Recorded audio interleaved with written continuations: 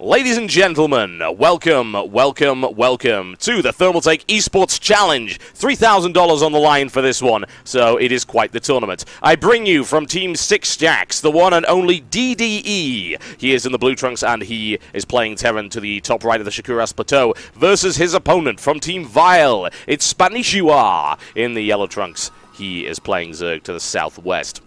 This should be an interesting matchup. DDE has been rising in popularity and prominence lately, particularly after a recent stellar win, I might add, against the one and only Idra. Very, very competent, considered to be one of the heavy hitters of Team 6 Jacks, which is, of course, led by Artosis, as you might be aware. And Spanishiwa, on the other hand, has been growing in popularity simply because of his very unusual style. Spanishiwa's style is based around not getting gas until absolutely necessary. He relies primarily on spine crawlers early on, as well as a large number of queens. He tends to expand on around... Well, it depends who he's going up against. If he goes up against Protoss on certain maps, he'll actually go for a hatchery on 13 supply. In this case, you can see he's going for something a little bit later since he's going up against Terran. Makes perfect sense. And we see that DDE is actually going to open up with a barracks at the bottom right here. Two possibilities for that. Either wants to get slightly more aggressive early on, or he's looking to try and wall this area off so he can take a fast expansion. We'll find out one way or the other as we go along. Spanishiwa still with no gas, which is to be expected. He's going to be going for an expansion on 16, as I said he would, bearing in mind that he's up against Terran. Again, if he's up against Protoss, he'll actually go for an earlier expand build, and usually that's to stop his expansion from being blocked off, but it depends on the map. Sometimes you just can't stop it. It's a double barracks opening right here from DDE, so as I said, a highly aggressive start, and that also decreases the distance slightly between the two bases, so he's going to be able to get Marines over there much, much quicker, and this is a very easy build into an expansion since he's took no gas whatsoever, so it'll be that aggressive Marine opening to cover that one. Spanishiwa will scout that one, as you can very clearly see right there, and throws down a spawning pool as well. Now, Spanishiwa actually taking an early gas, which is kind of unusual, but I have to imagine that's simply because of the two barracks opening right there. Going to be looking perhaps to get some earlier speedlings, maybe Roach, and of course looking to get through to the lair tech. Spanishiwa is known for holding off his gas until something absurd like 40 supply. He's not doing this right now, and I have to assume that that was directly reactive to what his opponent was looking to do right there. So Marines streaming across the map, and Spanishiwa with a little bit of map control. He should be able to see this Marine coming, although he did actually end up missing that one. Initial Marine coming in right there, and Spanishiwa actually pulling a lot of drones off the line, and he's doing this to make sure that he can delay this potential bunker pressure that's coming in right here from DDE, who loses the Marine. Very nice defense there by Spanishiwa, and if we have a look at it, he's only a couple of drones behind, so that's not too bad at all, and it was to be expected to be drones behind anyway, considering his early expansion. So I'm not too worried about that for Spanishiwa, and he's able to deny the bunker play. He's already done good damage to this SCV, so if bunker comes in again, he should be able to deal with that no problem at all. And there's that expansion for DDE, as you can clearly see right there. Still no gas. He's going to pick it up right now. He's looking for one. He may pick up a second. We'll find out. And if he picks up a second, of course, he might be looking to do something a little bit more than just Marine play. We'll find out. And DDE pushing forward right here with an SCV, looking for it. And Spanishiwa needs to get this around. He's actually going for early speedling, which is not the typical Spanishiwa style at all. I feel that he thinks he needs it. He wants to try and take that SCV out if he can. Have a little bit of a nibble. He takes it down quite nicely. Good micro right here by Spanishiwa. However, he is outgunned. Will he be able to deal with this? He actually might. He's picking it up very, very nicely right there. Look at that. He doesn't even have the speed upgrade, and he annihilates the Marines of DDE very easily indeed. The speedling upgrade is following up right here, and now suddenly he has a massive army advantage, and he's also looking to take real map control. It's forcing a complete wall-off right here from DDE, and that, of course, is handing wonderful map control to Spanishiwa, who can do all sorts of things with that. And there's the Marine. Spanishiwa can't really do a lot of damage here, so surely I'd expect him to get away any moment. However, he could actually break his way through here if he thinks he's got the firepower for it. He takes out two. He loses a lot of Zerglings in the process, so I think that wasn't perhaps quite worthwhile, but he has reduced the defense here significantly. And now Spanishiwa actually getting his queens, which is very, very late for him. I have to assume that that's to react to the 2 barracks pressure early on from DDE. Either that or all my knowledge of Spanishiwa is now irrelevant because he suddenly decided to play more standard. That would be very, very upsetting, actually, but there you go, never mind. His micromanagement on the Zerglings was exceptional right there, as you can very clearly see. DDE, what you up to right now? Still 3 barracks right here. He's not actually building anything from those barracks just yet. He does have a factory coming up, and 2 gas right here, but nice bit of scouting here by Spanishiwa. Is going to see that very, very easily, and I wonder what kind of information he'll really gain from that. And DDE now finally pulling those Marines off the line. If he heads towards the gas, which is what I assume he's going to do, should be able to get to the gas, I would think, before he gets killed. Can he see it? Will he get the sight range? No, he doesn't. So nice pick off there by DDE. He did have 8 Marines on the ground, so there you go. Starpot coming in right here as well. There's the stim on the tech lab, and we're looking for a layer upgrade from Spanishiwa now at this point. If we have a look at the economic situation, you can very clearly see that Spanishiwa actually has a pretty nice amount coming in.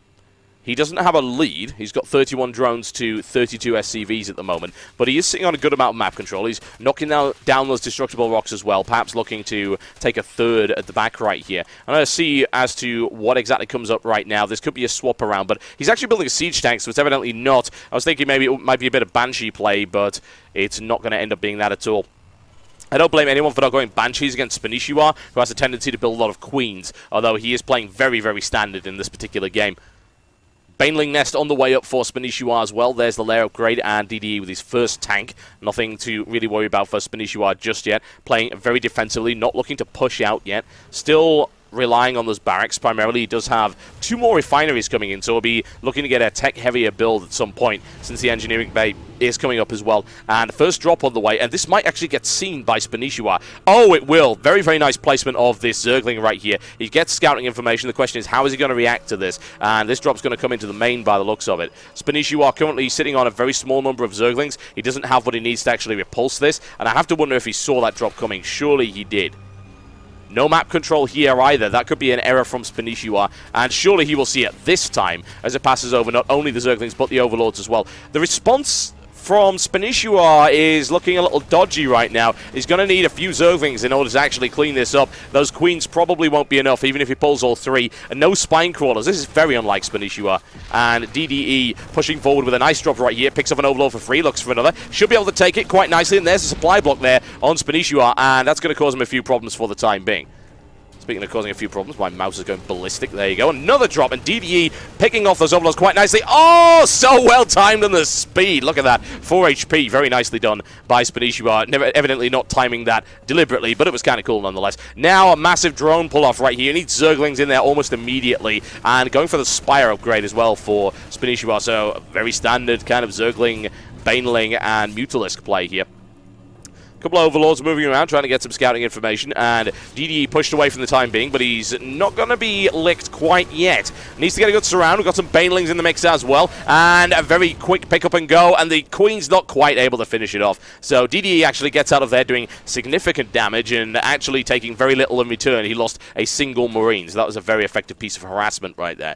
And you'll also notice that DDE is ahead in SCV count, so it's looking very good for him. Spanishiwa actually takes his 3rd right there, but there has been a drop, as you can see. And while he was dropping down there, he was also dropping up here. Some damage done. He wasn't able to kill the hatchery, however, so it wasn't all that important. But he is able to snipe off a couple of Zerglings. Quick pick up and go will be nice right there, but he's looking for the surround, so I'm not too worried. He picks it up, no problem at all. And that's actually a fast 4th right there as well. And in comes DDE once again, and this is the force that came in last time, as you'll notice. They do have stim. They've got +1 weapon upgrade as well. Spanishiwa looks for the surround and doesn't have the upgrades, and that's a very nice piece of positioning right there by DDE. Exceptional stuff, using the Marines and the minerals to create an artificial choke point, and now working on this hatchery. There is a Queen on its way up. There are drones coming in, and those Marines were quite badly injured, so there is a possibility he can get in there and do some real damage.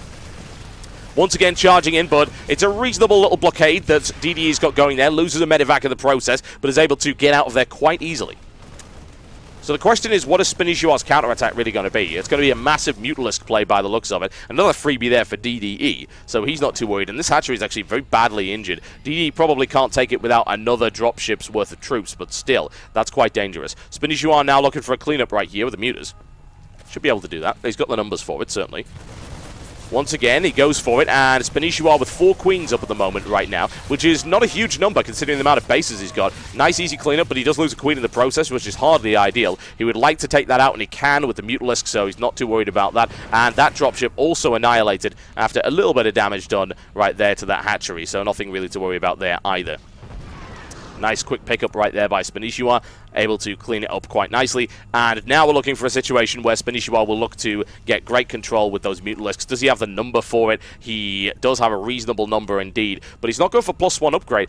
Again, this is totally unlike him. It really, really is. But hey, it seems to be working reasonably well for the time being, although DDE is doing a reasonable job of suppressing him.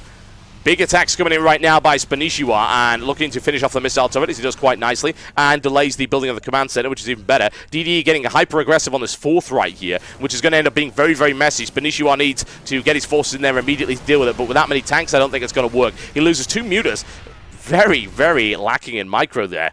It's not the Spanishiwa we know and love, is it? Spanishiwa now getting his 4th taken away from him very easily. DDE clears it out without any problems whatsoever. And this base is incredibly weak as well. That could be sniped off very easily by an aggressive drop. Looking for a surround right there with these Mutalisks, trying to get a magic box right here, but it's not going to happen. He's not doing any real damage. He's able to take out a siege tank, but he takes fire on the Mutas, and still no upgrades for the Mutalisks either, so it's not looking all that great. Looks for the surround now with the Banelings and the Zerglings. Can he get into a good position right there? There's the Baneling detonation. It was relatively ineffective, and DDE holds this quite nicely. Couple of borrowed Banelings, very sneaky little bastards right there in the bottom.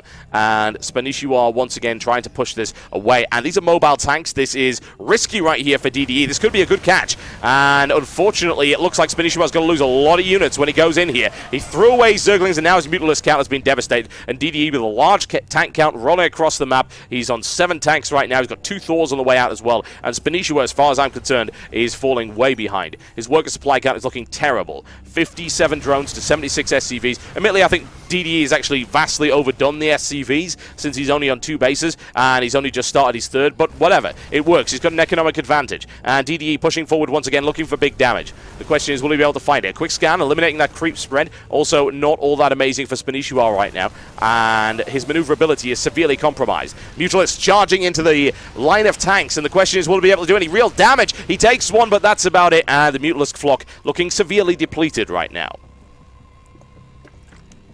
Not what you want to see. Not at all.